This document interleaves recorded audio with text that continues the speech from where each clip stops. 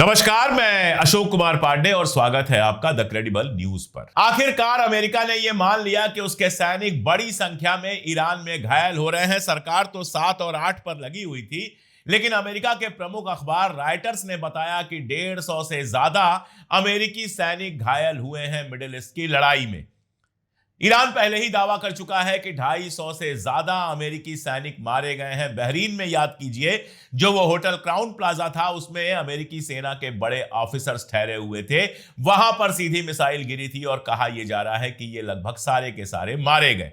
Reuters बता रहा है, मैंने आपको बताया कि 150 लोग घायल हैं। और जर्मनी में जो अमेरिका का हॉस्पिटल है, जहां अमेरिका के सैनिकों का इलाज होता है, वहां से लोकल लोगों के कई वीडियो जा चुके जो बता रहे हैं कि वो हॉस्पिटल पूरी तरह से भरा हुआ है और लगातार अमेरिका के घायल सैनिक वहां पर ले आए जा रहे हैं इलाज के लिए। तो जबरदस्त नुकसान हो रहा है। ये एक ऐसी लड़ाई है कि अमेरिका के ही सेनेटर्स और न्यूज चैनल सब कहना शुरू कर चुके हैं कि दरअसल हम ये लड़ाई हार चुके हैं। जो हम हासिल करना चाहते थे, हमें कुछ भी हासिल नहीं हुआ है।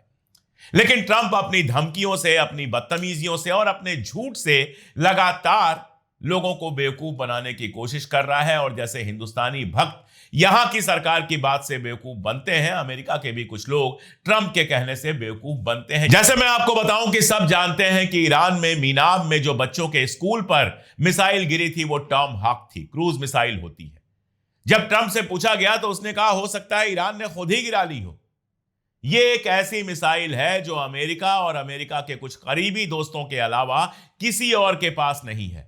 जब व्हाइट हाउस की प्रवक्ता से कहा गया तो उसने कहा कि ट्रंप को अपनी बात रखने का अधिकार है। दरअसल वो कह रही थी कि ट्रंप को झूठ बोलने का अधिकार है और धमकियां देने का अधिकार है। ट्रंप ने एक धमकी दी, सबसे ज्यादा ये परेशान है स्ट्रेट ऑफ होर्मुज के बंद होने से।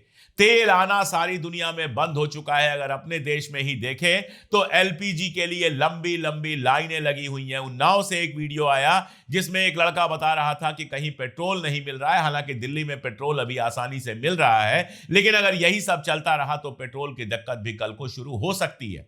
और सारी दुनिया में इस तरह की प्रॉब्लम आनी शुरू हो गई है। यूरोप से लेके एशिया तक लगातार प्रेशर पड़ रहा है ट्रंप के ऊपर कि कैसे भी स्ट्रेट ऑफ होर्मुज खुलवाएं। तो उसने एक धमकी दी, ट्रूथ सोशल पर उसने धमकी दी कि अगर स्ट्रेट ऑफ होर्मुज नहीं खुला तो हम क्या करेंगे, हम ईरान पर बम गिराएंगे और बम गिराएंगे, ईरान को पूरी तरह से तबाह कर देंगे, बर्बाद कर देंगे। वही जो गुंडों की भाषा होती है, उसी भाषा में ट्रंप ने वो ट्वीट किया, या आप कह सकते हैं ट्रूथ सोशल किया।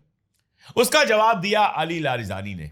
अली लारिजानी ने कहा कि ईरान ऐसी धमकियों से नहीं डरता है, हम आशुरा के देश हैं, हम हुसैन के मुल्क हैं, हम इस तरह की लड़ाइयों से और इस तरह की धमकियों से नहीं डरते हैं। तुम्हें जो करना है करो, लेकिन स्ट्रेट ऑफ होर्मुज नहीं खुलेगा। और जब इतने से भी काम नहीं चला तो झूठ बोला गया। अमेरिका के एक सेक्रेटरी क्रिस राइट ने ट्वीट किया बाकायदा कि हमारी एक जहाज स्ट्रेट ऑफ होर्मुज से पास हो गई है। और जब उसने ट्वीट किया तो ट्रंप ने तुरंत कहा कि देखो, ईरान की जो बंदिश लगाई गई है स्ट्रेट ऑफ होर्मुज पर, वो हमने तोड़ दी और हम एक जहाज वहां से निकालने में कामयाब हो गए। इस बार जवाब दिया मोहम्मद बाकिर गालिबाफ ने, जो ईरान के स्पीकर हैं, ईरान की संसद के स्पीकर हैं। उन्होंने कहा कि ये जो जहाज तुम्हारा पार किया है, ये किसी वीडियो गेम में पार किया होगा, क्योंकि स्ट्रेट ऑफ होर्मुज से तो हम कोई जहाज पार नहीं करने देंगे। अब सच कौन बोल रहा था, इसका अंदाजा इसी से लगा लीजिए कि थोड़ी देर बाद क्रिस राइट ने अपना ट्वीट डिलीट कर दिया। सीधी सी बात है, झूठ बोला गया था। जब यह ट्वीट लिखा गया तो अमेरिका का मार्केट ऊपर चला गया, तो मार्केट से झूठ बोलकर उसको ऊपर उठाने के लिए यह लिखा गया था। और उसके बाद जब ट्वीट डिलीट होता है तो मार्केट फिर से गड्ढे में जाने लगता है। अमेरिका अपनी एक तबाही की तरफ पहुंच रहा है। आपको मेरी यह बात बड़ी लग सकती है, लेकिन नोट करके रख लीजिएगा, यह जंग जब भी खत्म होगी, 10 दिन, 15 दिन, 1 महीना, 2 महीना, जब भी खत्म होगी, उसके बाद अमेरिकन इकॉनमी में जो डिक्लाइन आप देखेंगे, जो गिरावट आप देखेंगे, वो आपने पहले कभी नहीं देखी होगी। पहले तो यह भरम खत्म हो गया कि अमेरिका जहां जाएगा वहां से जीत के लौटेगा, जिसको चाहेगा गद्दी पर रहने देगा, जिसको चाहेगा गद्दी से उतार देगा, जिस जनता को चाहेगा क्रश कर देगा, जिस अवाम को चाहेगा तबाह कर देगा। ये जो भरम बनाया हुआ था अमेरिका ने, ये भरम अब पूरी तरह से खत्म हो गया है। और ये भरम खत्म किया है ईरान ने, इसलिए दुनिया भर की हक पसंद जनता इस समय ईरान के साथ जाकर खड़ी हो गई है। दूसरा भरम खत्म किया कि अमेरिका जहां जाएगा ब्रिटेन, फ्रांस, कनाडा, ऑस्ट्रेलिया सब अपनी आर्मी भेज देंगे। नहीं, इस लड़ाई में नाटो शामिल नहीं हुआ। इस लड़ाई में किसी और मुल्क ने अपने सैनिक नहीं भेजे हैं। अमेरिका खुद ही सैनिक भेज रहा है। लिंडसे ग्राहम रोज रो रहा है टीवी चैनलों पर आकर कि अरब मुल्क हमारा साथ नहीं दे रहे हैं, और अरब मुल्क सीधा जवाब दे रहे हैं कि हम इस जंग में शामिल नहीं होंगे। तो एक तो अमेरिका का बनाया हुआ यह भरम टूट गया ईरान के अंदर कि वो जिसको चाहे हरा सकता है, और दूसरा ट्रंप ने जिस तरह की बदतमीजियां की थी और जिस तरह बिना किसी से सलाह लिए नेतन्याहू के हुक्म पर ईरान के अंदर हमला किया, उसके बाद उसके जो पुराने दोस्त थे उन्होंने साथ देने से इनकार कर दिया। तो इस समय दुनिया में असल में ये अकेला करना चाहते थे ईरान को, लेकिन अकेले पड़े हैं नेतन्याहू और ट्रंप, जिनके अपने मुल्कों में इनकी जबरदस्त मुखालिफत हो रही है। तो ये लड़ाई ट्रंप को पूरी तरह से भारी पड़ रही है। मैं आपको बताऊं, एक अमेरिकन सीनेटर हैं, वो कल ब्रीफिंग थी, वहां गए और वहां से लौट के आए, और उसके बाद उन्होंने कहा कि इस जंग पर जो 2 घंटे की ब्रीफिंग हुई है उससे मैं लौट के आया हूं, और मैं ये कह सकता हूं कि यह लड़ाई पूरी तरह से बेकार की है। यह लड़ाई हम हार चुके हैं। जो हमने लक्ष्य बनाया था, जो कहा था कि ये हमारे लक्ष्य हैं, इनको हमको पूरा करना है, उनमें से हम कोई भी पूरा नहीं कर पाए, और हम जो है वो वहां से हार कर लौट रहे हैं। वहीं एक और सीनेटर गए हुए थे, रिचर्ड ब्लूमेंथल, जो डेमोक्रेट सीनेटर हैं, उन्होंने कहा कि अमेरिका जमीन पर अपनी आर्मी उतार सकता है, उसकी तैयारी चल रही है। और इतना यकीन जानिए कि पहले ही लारिजानी कह चुके हैं, पहले ही अरागची कह चुके हैं कि अगर जमीन पर अमेरिकी सैनिक आते हैं, हम उनका इंतजार कर रहे हैं, हम तैयार बैठे हैं। अगर वो जमीन पर आएंगे तो जहाजों में बैठकर, लेकिन जाएंगे अपने अपने ताबूत में। अफगानिस्तान एक एग्जाम्पल है, और भी एग्जाम्पल दुनिया में है। वियतनाम का वार जिनको याद होगा, वो एग्जाम्पल है कि जमीन पर अमेरिकी आर्मी जो है उसकी क्या दुर्गति होती है। अगर आप हॉलीवुड की फिल्में देखकर ये सोच रहे हैं कि अमेरिकी सैनिक जाते हैं और कहीं भी जो चाहे वो करके आ जाते हैं, तो वो सिर्फ फिल्मों में होता है। जैसे फिल्मों में ही धुरंधर जैसी फिल्म में एक आदमी हिंदुस्तान से जाता है और पाकिस्तान में वो सब कुछ करके लौट आता है जो करना चाहता है। हकीकत में ये चीजें इतनी आसान नहीं होती, और ईरान जितना बड़ा मुल्क है, वहां अगर अमेरिका के सैनिक आएंगे तो उनका क्या हाल होगा, इसका अंदाजा कोई भी लगा सकता है। जहां तक इजराइल का हाल है, इजराइल की तबाही इस कदर हो रही है कि पूरी तरह से सेंसर लगाया गया है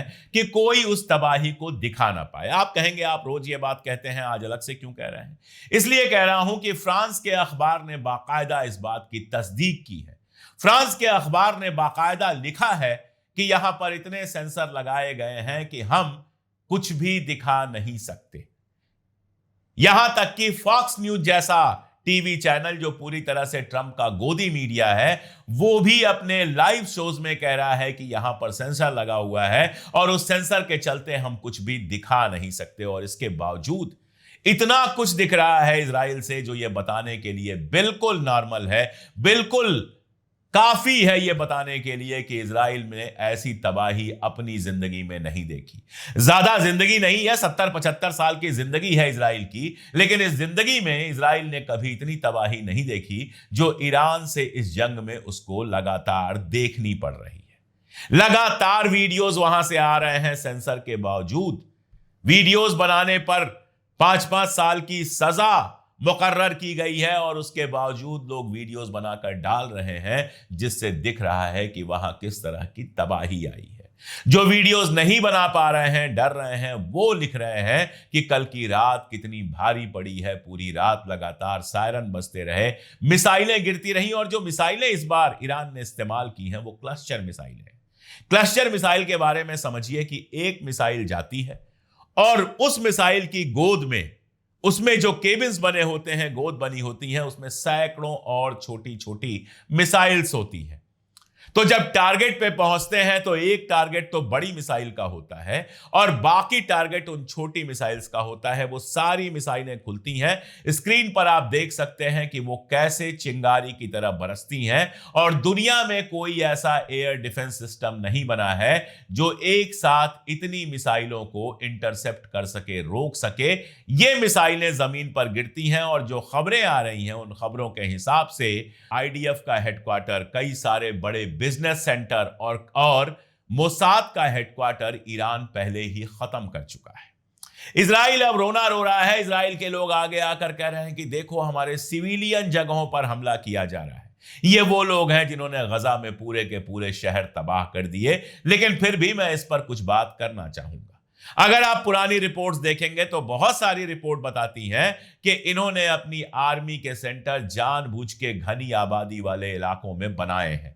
यानी चारों तरफ घनी आबादी, लोगों के मकान, फ्लैट्स, और बीच में इन्होंने बनाए हैं अपने सेंटर्स।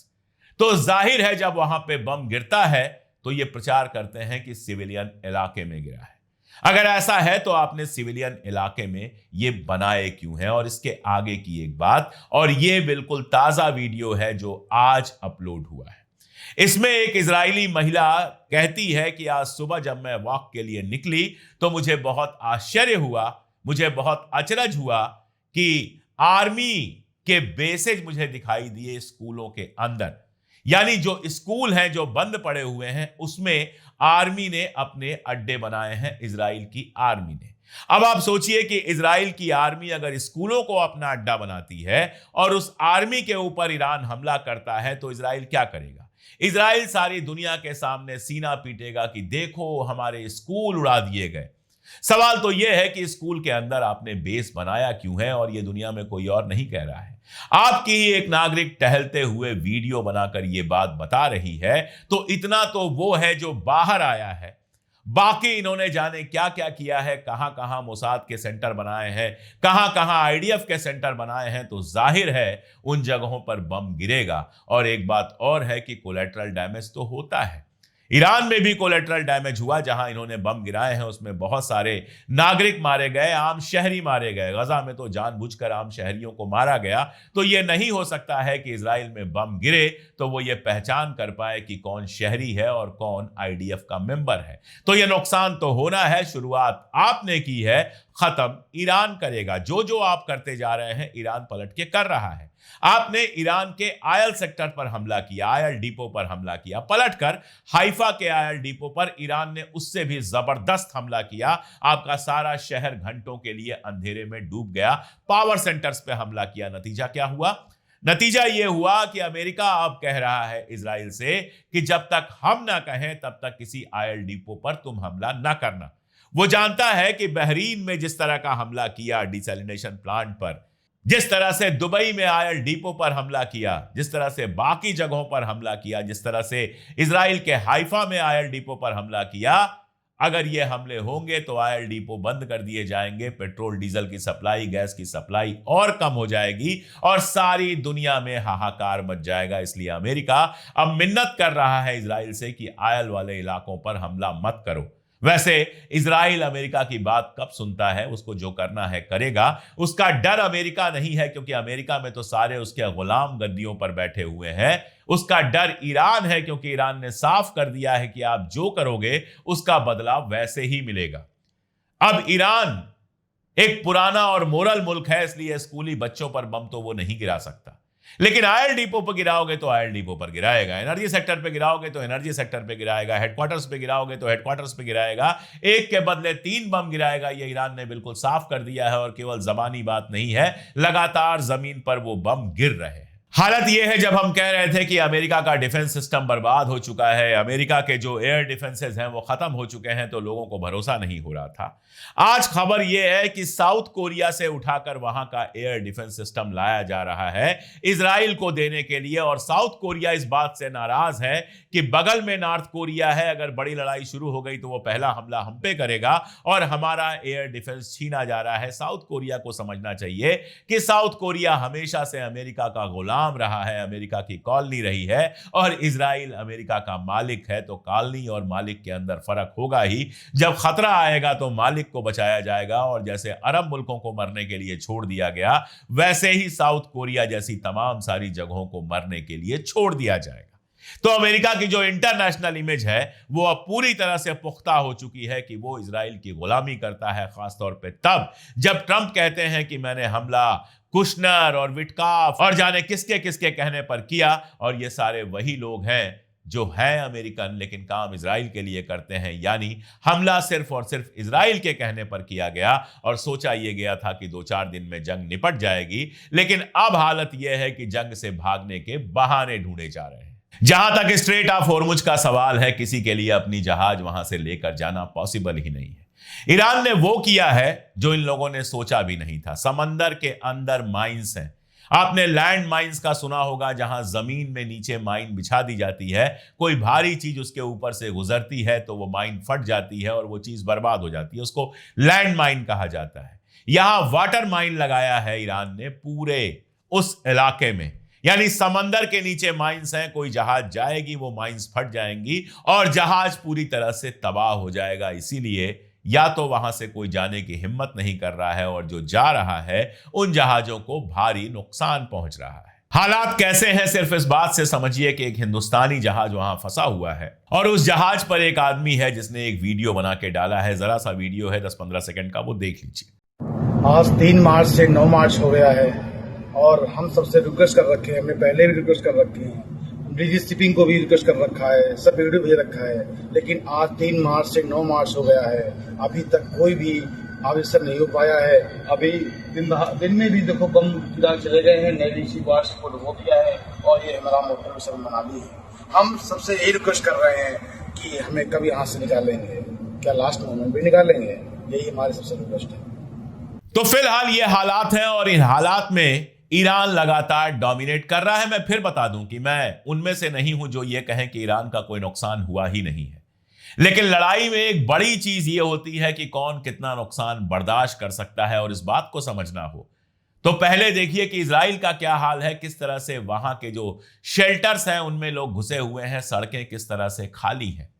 और उसके बाद देखिए ईरान का यह वीडियो, जहां एक कार्यक्रम चल रहा है, एक प्रोग्राम चल रहा है, जहां जो नए सुप्रीम लीडर बने हैं उनको एक्सेप्ट किया जा रहा है, उनका एहतराम किया जा रहा है, प्रोग्राम चल रहा है, उसके बीच में बम गिरता है और एक आदमी वहां से हिलता नहीं है।